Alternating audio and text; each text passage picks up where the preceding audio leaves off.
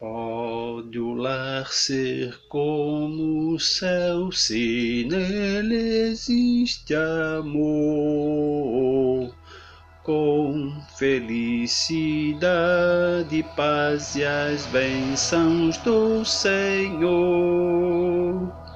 Alegria salutar, segurança e bem-estar, fazem do lar o céu na terra, onde é bom estar. Com a noite família, a chama se mantém, vive em nossos corações, guiando para o bem.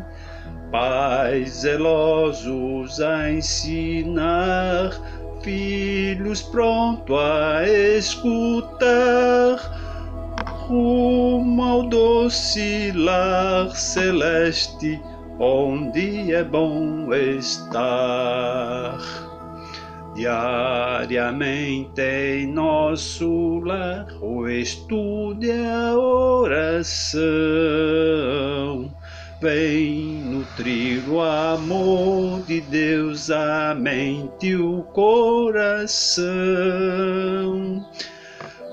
Gratos hinos a entoar, sempre a Deus a suplicar, leva-nos, Pai, ao lar celeste, onde é bom ficar.